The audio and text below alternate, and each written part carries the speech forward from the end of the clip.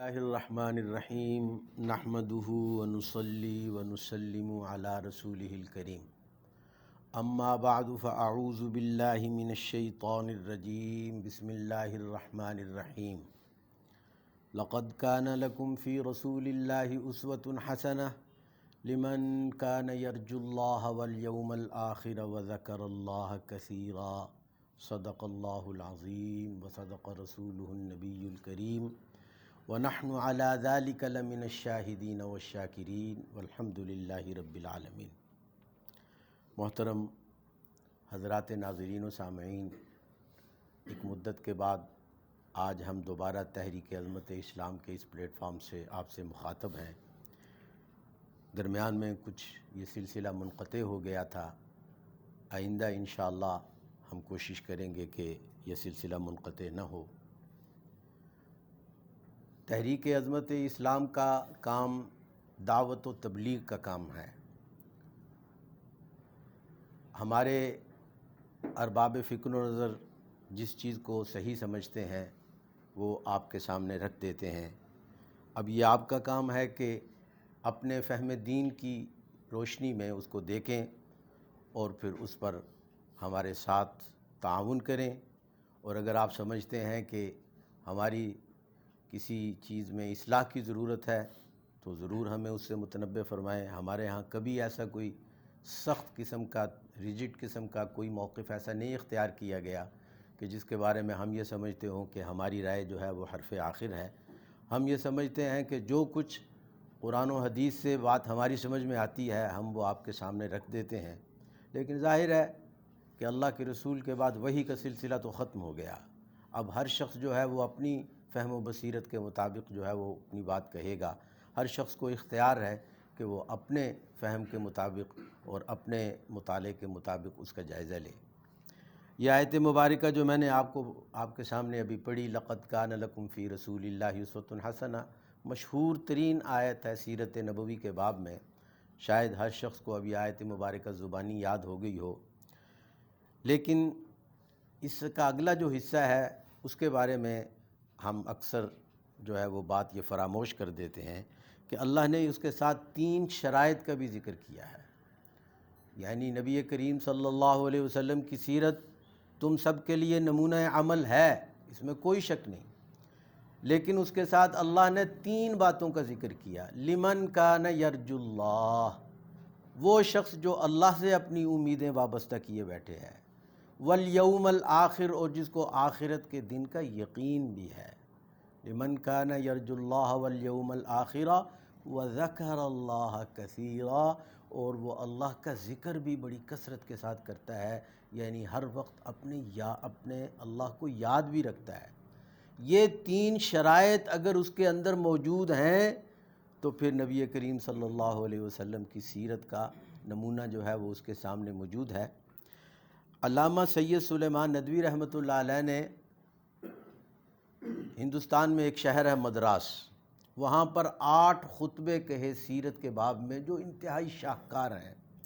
میں اپنے دوستوں سے، سامعین سے، ناظرین سے، اپنے یہاں بیٹھے ہوئے دوستوں سے التماس کرتا ہوں کہ اگر کسی نے خطبات مدراس، اس مدراس شہر کو اب چنیائی کہا جاتا ہے، اگر وہ نہیں پڑھے تو ضرور پڑھ لیں حضور کی سیرت کے باب میں۔ وہ انتہائی، میں سمجھتا ہوں کہ ہزاروں کتابوں کا نچوڑ ہے جسے علامہ سید سلیمان ندوی رحمۃ اللہ علیہ نے اپنے ان 8 لیکچرز کے اندر، 8 خطبات کے اندر پیش کر دیا ہے۔ اس میں، خیر میں اب اس پر بات تو نہیں کروں گا، اس میں انہوں نے فرمایا کہ دنیا میں ایسی سیرت کہ جو عالمگیر اور دائمی نمونہ عمل بن سکے وہ صرف اور صرف حضرت محمد صلی اللہ علیہ وسلم کی سیرت ہے۔ دنیا میں کوئی انسان جو ہے وہ اس معیار پر پورا نہیں اترتا جس معیار پر اللہ کے رسول پورے اترتے ہیں۔ پھر انہوں نے بتایا کہ تاریخیت، جامعیت، کاملیت اور اس کے بعد عملیت، یہ 4 معیار انہوں نے قائم کیے، اور انہوں نے بتایا کہ اللہ نے اپنے رسول کی سیرت کو محفوظ کرنے کا اتنا اہتمام فرمایا جتنا دنیا میں کسی انسان کی سیرت محفوظ نہیں کی گئی۔ ہم سنتے ہیں جی یہ گوتم بدھ نے کہا، اب سوال یہ پیدا ہوتا ہے کہ کس نے ان سے یہ بات سنی، کس کے ذریعے یہ بات عمل کے اندر آئی، کس کے ذریعے یہ بات آپ کو پہنچی، فلاں شخص نے یہ بات کہی، فلاں شخص نے یہ بات کہی، اس بات کا درجہ استناد یا اس بات کو ان کی طرف منسوب کرنا یہ کس پائے استناد پر پورا اترتا ہے، اس کو بھی تو دیکھنے کی ضرورت ہے نا۔ لیکن جب نبی کریم صلی اللہ علیہ وسلم کی سیرت کی بات آئی تو 1,00,000 سے زیادہ راویان حدیث ایسے ہیں، علامہ لکھتے ہیں، کہ جن کی اپنی سیرت اللہ کے رسول کی سیرت کو بیان کرنے کی وجہ سے محفوظ ہو گئی، اور مسلمان تمام دنیا نے اس بات کا اعتراف و اقرار کیا ہے کہ فن اسماء الرجال حدیث کے باب میں ایک واحد باب ہے، ایک واحد فن ہے جو مسلمانوں کے علاوہ کسی اور کے پاس نہیں۔ یہ بات عبداللہ نے کہی، بھئی یہ عبداللہ کون تھا؟ کتنے عبداللہ ہیں؟ وہ فن اسماء الرجال کی کتابیں کھول کر دیکھ لیے، سب کی تفصیل آپ کے سامنے آ جائے گی۔ اور پھر یہ نہیں کہ پورا صرف نام ان کی یا کنیت، ان کے بارے میں کہ ان کا حافظہ کیسا تھا، یہ تقوی و طہارت کے معاملے کے اندر کیسے تھے، ان کا استاد کون تھا۔ ایک شخص اپنے استاد سے ایک بات روایت کرتا ہے کہ جی عن فلان عن فلان، جب جائزہ لیا جاتا ہے تو پتہ چلتا ہے کہ یہ تو اپنے استاد سے پہلے ہی فوت ہو گئے تھے، یا ان کے استاد ان سے پہلے فوت ہو گئے تھے، ان کی تو ملاقات ہی ثابت نہیں، تو یہ اپنے استاد سے بیان کس طرح کر سکتا ہے جب ملاقات ہی نہیں ہوئی۔ ایک ایک چیز بال کی کھال اتاری گئی ہے کہ جو ہے جب فن اسماء الرجال میں راویان حدیث، پھر اس طرح بڑی کثرت کے ساتھ انہوں نے اس میں کہا، دیکھیں نبی مسجد نبوی کے اندر ایک چبوترا تھا، چبوترا تھوڑی سی اونچی سی جگہ تھی، چبوترے کو عربی زبان میں صفہ کہا جاتا ہے، صفہ۔ اصحاب صفہ، علامہ صاحب نے 70 کے قریب اصحاب صفہ کی تعداد بیان کی ہے، لیکن بعد دوسرے بزرگوں نے 80-88 کے قریب بیان کیا کہ 88 کے قریب اصحاب صفہ تھے۔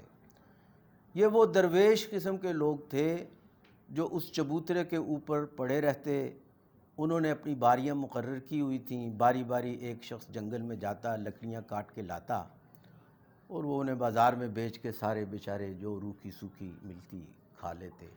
کبھی کبھی ازواج مطہرات سے ان کے لیے کھانا چلا جاتا، کبھی کوئی صحابہ دے کرتے۔ پھر اس کے علاوہ یہ دیکھیے کہ پوری دنیا کے اندر سب سے پہلے بورڈنگ اینڈ لاڈجنگ کا جو انتظام قائم کیا نا، ایسے طالب علم ادارہ جو یونیورسٹی کے اندر آ کر وہیں قیام کریں، وہیں ٹھہریں، وہیں رہیں بسیں اور پھر تعلیم حاصل کریں، یہ اللہ کے رسول نے مسجد نبوی کے اندر وہ یونیورسٹی جو قائم تھی اس کے ذریعے سے سب سے پہلے دنیا کے اندر اس کا تصور پیش کیا کہ ایسے طالب علم جو یونیورسٹی ہی میں رہیں، ان کا اوڑھنا بچھونا وہیں پر ہو۔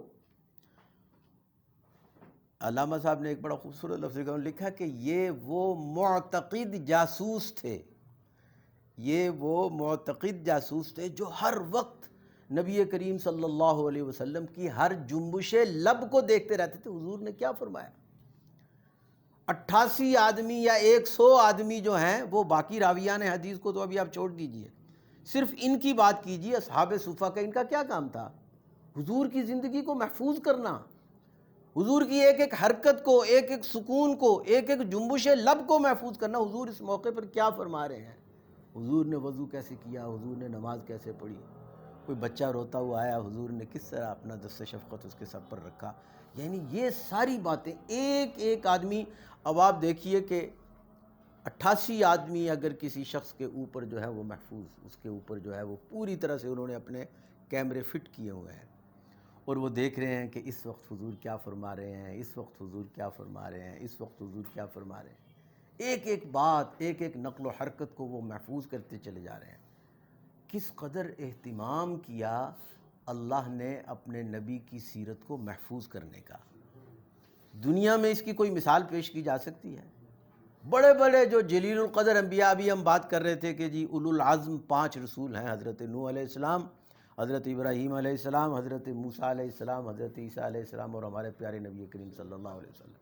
بعض لوگوں نے کہا کہ 7 ہیں، حضرت ہود اور حضرت صالح کو بھی اس میں ذکر کیا، اور ان میں سب سے برتر جو درجہ بندی کے اعتبار سے وہ حضرت نوح علیہ السلام کو، ہمارے پیارے نبی کریم صلی اللہ علیہ وسلم کے بعد حضرت نوح علیہ السلام کو کہ 950 سال، وَلَقَدْ أَرْسَلْنَا نُوحًا إِلَىٰ قَوْمِهِ فَلَبِثَ فِيهِمْ أَلْفَ سَنَةٍ إِلَّا 50 عَامًا۔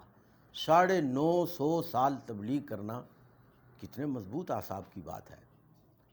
لیکن کیا ان کی زندگیوں کے بارے میں اس اہتمام کے ساتھ ان کی زندگیاں محفوظ کی گئیں؟ آج لوگوں کو انبیاء اور رسولوں کی قبروں کے نشان کا بھی پتہ نہیں کہ فلاں صاحب کی قبر کدھر ہے، فلاں کی قبر کدھر ہے. تو کیا ایسی زندگیاں محفوظ ہوں گی؟ لیکن اللہ کے رسول کی ایک ایک ادا. اور اس سلسلے میں علامہ سید سلیمان ندوی نے ایک کتاب کا ذکر کیا ہے. میں آپ سے ایک کتاب تو میں نے آپ کے سامنے یہ ریکمینڈ کی، خطبات مدراس، ایک اور کتاب ریکمینڈ کروں گا، زاد المعاد حافظ ابن قیم کی. عجیب کتاب ہے. انہوں نے حضور کی سیرت کا نچوڑ پیش کر دیا ہے اس زاد المعاد کے اندر حافظ ابن قیم نے. حافظ ابن قیم علامہ ابن تیمیہ رحمہ اللہ کے شاگرد تھے ابن قیم. تو انہوں نے اس میں حضور کی سیرت کو انتہائی مختصر، آپ میں سے ہر شخص ضرور لے لے اس کتاب کو، ضرور لے لے اور اس کا مطالعہ کرے. چھوٹی سی ہے، اردو ترجمے، دنیا کی ہر زبان میں اس کے ترجمے ہو چکے ہیں. اور اب تو ڈاؤن لوڈ ہو جاتی ہے، 1 منٹ کے اندر آپ اپنے موبائل پہ، 1 منٹ کے اندر آپ اپنے لیپ ٹاپ پہ، ڈیسک ٹاپ پہ، کسی کے اندر بھی اسے محفوظ کرتے. تو ہر شخص یقیناً اس کا مطالعہ کرے. اس کے اندر انہوں نے پورے اختصار کا، حضور کنگھی کیسے فرمایا کرتے تھے، حضور تیل کیسے لگایا کرتے تھے، حضور جو باہر سے وفود آتے تھے ان کا استقبال کیسے کیا کرتے تھے، حضور ازواج مطہرات کے ساتھ کس طرح، پوری زندگی حضور کی حافظ ابن قیم نے اپنی اس کتاب کے اندر زاد المعاد، اس کا نام بھی قابل غور ہے. زاد کہتے ہیں زاد سفر کو، وَتَزَوَّدُوا فَإِنَّ خَيْرَ الزَّادِ التَّقْوَىٰ.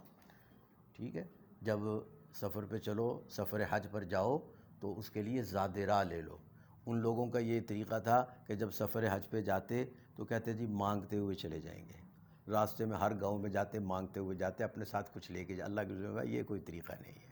حج کرنا ہے ٹھیک ہے، حج بھی ایک ہی بات ہے، لیکن یہ کیا کہ تم راستے میں سائل بن کر جاؤ، لوگوں سے مانگتے ہوئے جاؤ، اس کی قطعاً اجازت نہیں ہے. وَتَزَوَّدُوا، اپنے ساتھ جو ہے وہ ٹریولر چیک لے کر جاؤ، اپنے ساتھ ریال لے کر جاؤ، اپنے ساتھ جو ہے وہ ڈالر لے کر جاؤ، روپے لے کر جاؤ.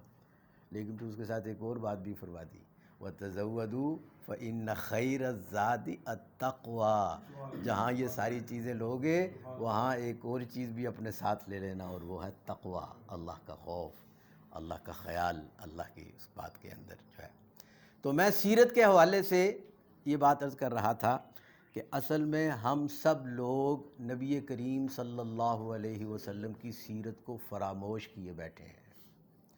اصل میں سیرت کو جو سمجھنا ہے، لا الہ الا اللہ